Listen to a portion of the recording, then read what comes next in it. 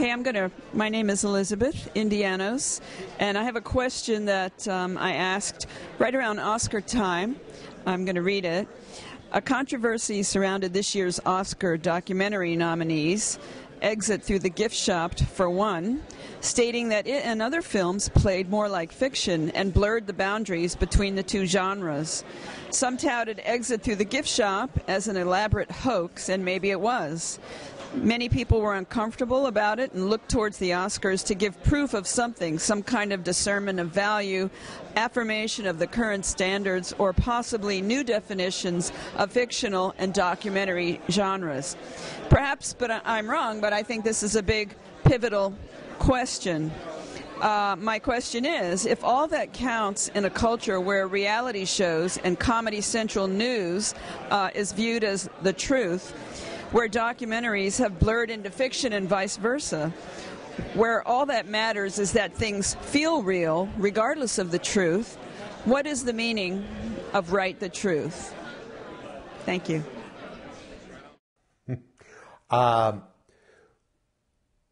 This controversy is, as you said, it's old and it's deep and it's getting more blurry, but it begins with the question of what is truth. And in the way you're asking the question, I get the sense that you are conflating truth with facts.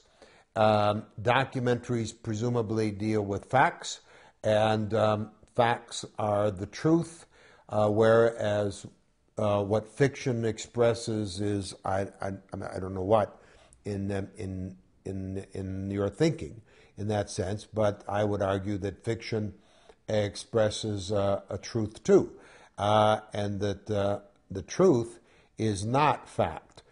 Truth is not what happens. Truth is how and why what happens happens. But there is an important distinction between fiction and documentary in that there's a different contract regarding how truth will be expressed in one form or the other. In fiction, we understand that fiction is a metaphor for life, and that the material is metaphorical to life, that it may or may not have any factuality involved, although we often compare even fantasy to reality in the sense that we understand certain relationships between human beings of power or intimacy and whatnot based upon everything we know about reality. And so that there's still an analogous relationship between fantasy and reality. But still, it's all fiction, and it's just degrees of fictionalization, all in service of what the audience feels is a poetic truth. Documentary is another thing. Documentary has a contract with the audience that says this is fact. Now, as I've said in lecture, if you make a documentary about a person's life, that life took hundreds of thousands of hours to live. I just recently saw a wonderful documentary about Joan Rivers entitled Joan Rivers, A Piece of Work. And Joan Rivers is 76 years old. I mean, how many hundreds of thousands of hours involved in her life? And the documentary is about her since she was a child and concentrating on the most recent years of her career. But nonetheless, it's 2 hours of Joan Rivers taken out of hundreds of thousands of hours of Joan Rivers' life. And therefore, it is not, in that sense, factual, because 99.999% of life has been left out, okay? On the other hand, that little sliver of Joan Rivers' life that we saw was based upon factuality.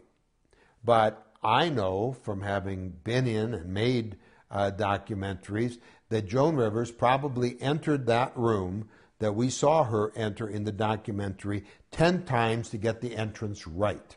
And so it's always a performance of some kind. I mean, anytime you point a camera in one direction or another in a documentary, you are interpreting it. It is still a performance. But there's this business about being based in fact, based in actuality, And this then becomes very blurry. And in terms of the Oscars, the Academy used to have very strict ideas about what was a documentary. I remember many years ago, Michael Moore's first major documentary was about General Motors and the chairman of the board of General Motors, a film called Roger and Me. And it was mostly Michael Moore going around Flint, Michigan, and down into Detroit and trying to get into the General Motors building and trying to get an interview and trying to get the CEO, Roger, on camera, and he couldn't, just couldn't. And so he entered all kinds of information about the CEO's decisions to move a lot of General Motors' manufacturing from Flint, Michigan to Mexico, and destroying the fabric of Flint, Michigan, and plunging people's lives into poverty and destroying lives by the tens of thousands along the way. And the Academy would not accept it as a documentary because it was so subjective. It was the camera following Michael Moore talking to camera, unable to get Roger on camera. And so then, back then, they said, well, that's not a documentary. Today, Roger and Me would certainly be qualified as a documentary. I mean, if Exit Through the Gift Shop is a documentary, and then Roger and Me is absolutely a documentary. I think the difference, to try to settle this business about, you know, what's a documentary, what's actual and what's fictional, and all of that, it really is not so much in the material itself, but the contract that the filmmaker makes with the audience. If the contractor pretends that this is actual when it's not, and exploits that promise to the audience that it is actual, that is a problem for me. Christopher Guest makes these wonderful mockumentaries about dog shows and Best in Show and community theater, Waiting for Guffman or whatever it was called, and all that. And his tongue is definitely in his cheek, and we know that this is mockumentary. So is Exit Through the Gift Shop mockumentary or documentary or outright fiction? And I can't answer that question. And it's, but it is an important question. I think you have an obligation as a filmmaker to set the work up in front of an audience and make a certain contract with them and bring them in on how much this is fact and how much of it is fiction, or in what admixture of all of that. But I loved Exit Through the Gift Shop. I thought it was brilliant, and there was enough actuality in it to give me some sense of that this wasn't complete invention. So I might be one of those people who's gotten to the point that you're complaining about, where we really don't care about the contract about fact and fiction.